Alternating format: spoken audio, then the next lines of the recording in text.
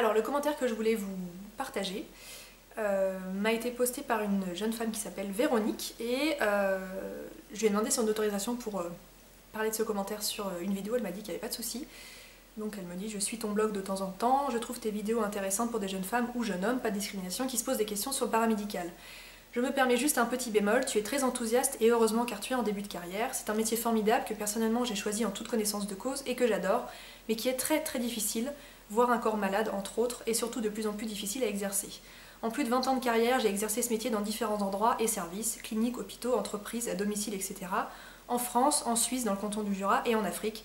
Je constate que les conditions de travail se dégradent fortement et après plus de 20 ans de travail, en 3 x 8 heures ou en 2 x 12 heures, il ne faut pas oublier qu'il faut assurer les soins 24 heures sur 24 et 7 jours sur 7.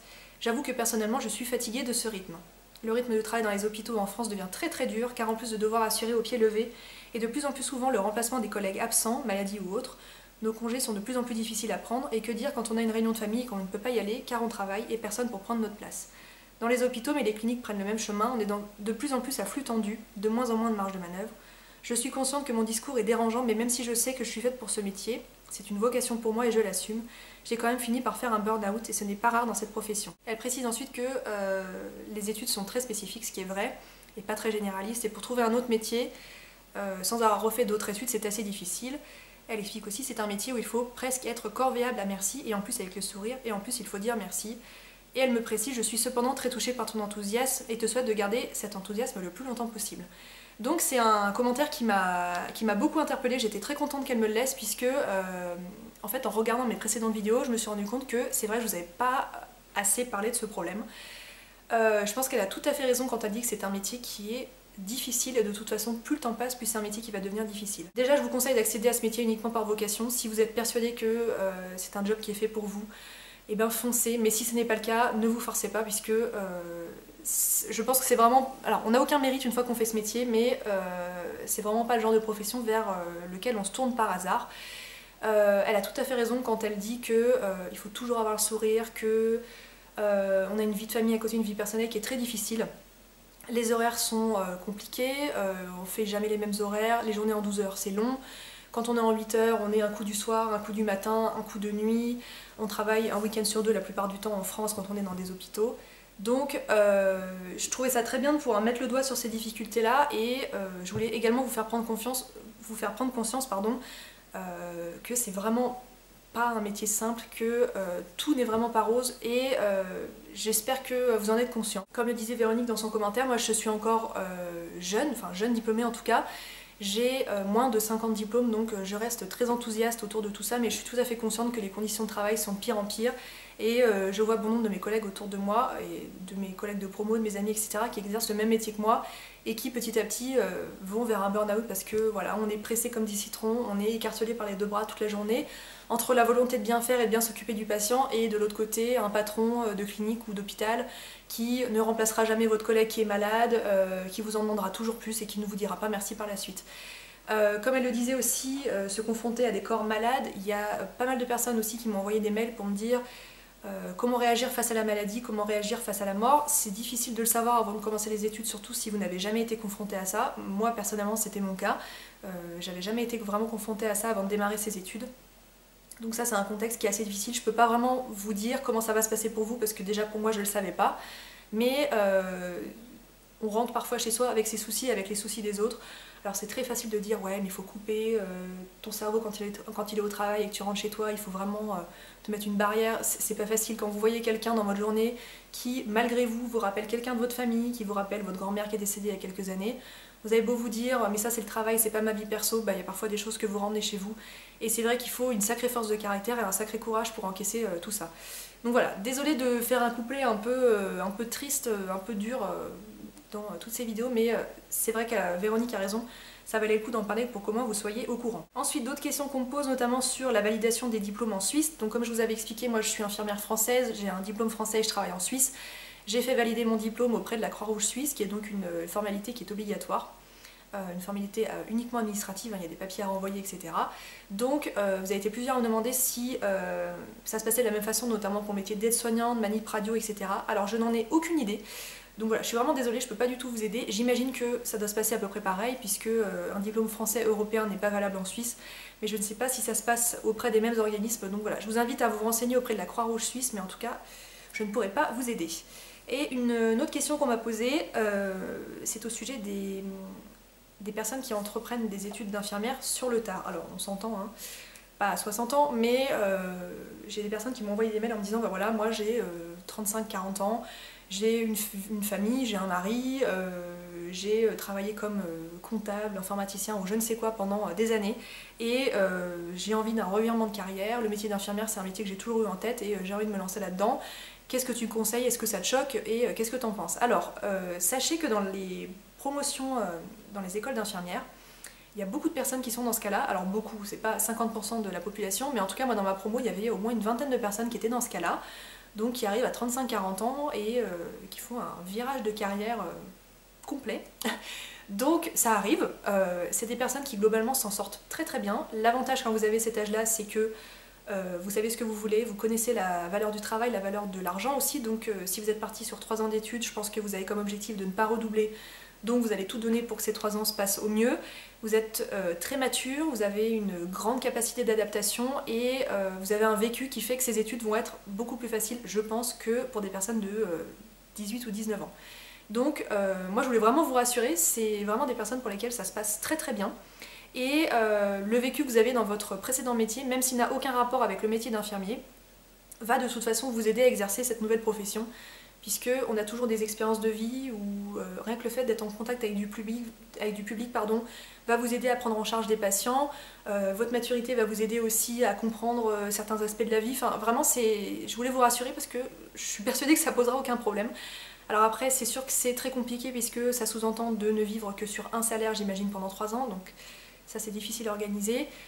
Ça sous-entend aussi que vous êtes à l'école ou en stage toute la journée et que quand il faut rentrer le soir, il faut à nouveau travailler, alors que quand on a un emploi, ben, on va au travail toute la journée et après normalement on n'est plus censé réviser en rentrant chez soi. En tout cas je pense pas.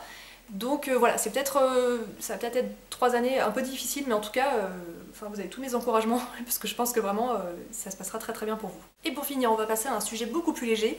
Vous avez été plusieurs à me poser des questions sous d'anciennes vidéos en me demandant qu'est-ce qu'il y avait dans mon sac de travail. Donc je pense que les filles qui m'ont demandé ça sont des filles qui sont infirmières d'ailleurs. Donc voilà à quoi ressemble mon sac de travail. Donc j'ai toujours mon sac à main, je vais au travail avec, et je le range dans un casier bien sécurisé, mais j'emmène toujours un sac avec moi. Donc vous avez été plusieurs aussi à me demander sur Instagram par exemple de quelle marque il était, et en fait c'est une création, en fait c'est la fille de ma chef qui fait des sacs comme ça. Elle les vend pas du tout en ligne, donc je peux pas du tout vous aider, mais c'est elle qui les crée. Et du coup voilà, ma chef s'occupe un peu de lui faire sa pub et je le trouve absolument magnifique. Moi je suis fan des étoiles donc je le trouve super beau. Et il est très pratique, très costaud, il se nettoie facilement, enfin voilà, je l'aime beaucoup. Le contenu de mon sac de travail. Tout d'abord j'ai une glacière, pareil vous avez été nombreuses à me demander d'où elle venait. Celle-ci est de la marque Suite Blanco, qui est une boutique je crois d'origine espagnole qui à l'époque se trouvait quand j'habitais à Lyon, dans le centre commercial Confluence, mais je crois que la boutique a fermé. Donc je ne serais même pas d'une grande aide. Qu'est-ce que je range là-dedans? Bah, mon repas, puisque je ne mange jamais à la cantine, enfin au self de ma clinique le midi, puisque moi j'aime bien me faire mes petits plats et je suis assez difficile en termes de nourriture, donc voilà, j'aime bien manger mes vrais repas à moi. Donc je fais mes repas à l'avance, la plupart du temps je les fais le week-end pour la semaine et je les mets au congélateur, et donc le matin je sors juste ma petite boîte, un yaourt, un fruit, un morceau de pain ou je ne sais quoi, et c'est parti. Et j'ai toujours aussi une petite barre de céréales, donc ça ce sont les barres de céréales Nutri-Grain de Kellogg's dont je suis ultra fan. C'est super bon, ça cale complètement quand vous avez un petit creux dans l'après-midi, ou dans la nuit quand je travaille de nuit. Et voilà, je pars donc toujours avec ma petite glacière avec mon repas. Ensuite j'ai mon organiseur, d'habitude il est dans mon sac à main, mais en ce moment j'ai un sac qui n'est pas vraiment assez grand pour le contenir, donc voilà, là il est dans mon sac de travail, il est de la marque Kikikei. Voilà, je vous mettrai un lien sous la vidéo et sur l'écran si vous voulez voir ma vidéo à ce sujet. Ensuite j'ai ma liseuse. Alors bien sûr quand je travaille de jour j'ai pas le temps de lire au travail, hein, ça serait inquiétant sinon, mais quand je suis de nuit je profite en fait d'être entre 2 tours de patients ou quoi pour lire un petit bouquin. L'avantage de la liseuse c'est que ça m'oblige pas à avoir une source de lumière au-dessus de moi, donc vu que je suis dans une grande pièce donc avec les patients des soins intensifs et qu'il n'y a pas de porte, enfin je veux dire je suis pas dans une salle de soins ou quoi, je suis vraiment dans la même pièce qu'eux. Je peux pas faire de bruit déjà, donc tous mes mouvements sont très lents, donc tourner des pages ça serait pas possible. Et deux, je peux pas avoir de lumière sur moi, enfin je pourrais le faire mais je trouve que c'est juste pas du tout correct pour eux. Donc voilà, j'ai une liseuse de la marque Kobo, qui d'ailleurs n'a plus de batterie, puisqu'elle est en train de m'avertir de ça. Donc il faut que je la recharge. Et c'est rétroéclairé, donc ça fait juste une très très faible lumière, donc je ne réveille personne. Donc voilà, c'est pour m'occuper la nuit quand je travaille côté soins intensifs. Ensuite j'ai une petite pochette qui vient de chez Oysho, que j'ai depuis une éternité avec tout ce qui est câble d'iPhone, etc. Ensuite j'ai des mouchoirs, très intéressants. Ça c'est une... en fait ça s'achète au rayon livre, genre chez Deux Citres ou à la Fnac ou je ne sais quoi. C'est une lampe de la marque Energizer qui est censée se clipser sur un livre pour pouvoir lire la nuit. Et en fait, nous, c'est notre outil de travail la nuit, puisque donc, comme je vous disais, on est dans la même pièce que les patients, donc je peux pas me permettre d'allumer la lumière du couloir avant de rentrer dans la chambre pour être sûre de pas les réveiller. Je peux pas mettre la lumière plein but dans la pièce, sinon c'est juste pas du tout sympa, surtout pour des gens qui sont très mal en point. Donc en fait, je clipse, donc c'est ma clinique qui me l'a fourni, hein. Je la clipse en fait sur ma blouse et je l'allume. Voilà. Et ça me permet de... Donc c'est un tout petit faisceau lumineux. Et ça me permet juste de faire mes soins tout en discrétion, donc poser une perfusion, vider une sonde urinaire ou je ne sais quoi. Et voilà, comme ça j'ai toujours une petite source lumineuse à proximité. Et ensuite j'ai une grosse trousse, voilà, c'est une trousse que j'avais achetée chez MAC il y a des années, c'était une édition limitée. Et en fait à l'intérieur je garde de quoi me refaire une beauté de A à Z. En fait je m'explique, il m'arrive d'être de garde, donc je peux être appelée voilà, en plein milieu de la nuit pour partir, pour aller travailler, ou en plein milieu d'une journée pour aller travailler. Et donc parfois je dois sortir ou voilà, je pars de chez moi, je suis pas maquillée ou quoi, et donc je veux juste me refaire une beauté. Donc dans cette pochette en fait j'ai absolument tout pour me refaire une beauté. Donc je vais pas vous rentrer trop dans les détails, mais j'ai de l'eau micellaire avec des cotons, j'ai un élastique pour les cheveux, j'ai un baume à lèvres, j'ai du parfum, un baume à lèvres, un rouge à lèvres, un mascara, un crayon, une poudre, des papiers matifiants, un pinceau, enfin voilà, j'ai vraiment de quoi me refaire une beauté. Donc voilà, j'ai toujours cette trousse sur moi puisque par expérience, les seules fois où je ne l'ai pas, c'est bien sûr les seules fois où j'en ai besoin. C'est toujours comme ça que ça marche. Donc voilà pour le contenu de mon sac de travail. Ça peut peut-être vous donner une petite idée, donc je me balade toujours avec. Et quand je suis de garde par exemple et que je sors, je le mets dans ma voiture, comme ça je sais que si je suis appelée, je peux partir au travail direct derrière. Donc voilà, j'espère que cette vidéo est instructive, qu'elle a pu vous aider. Comme je vous le disais au début de la vidéo, si vous avez des questions, n'hésitez pas à me les poser par commentaire, par mail si c'est plus personnel ou si vous voulez une réponse un peu plus élaborée. Donc voilà, n'hésitez pas, je vous embrasse et je vous dis à très bientôt.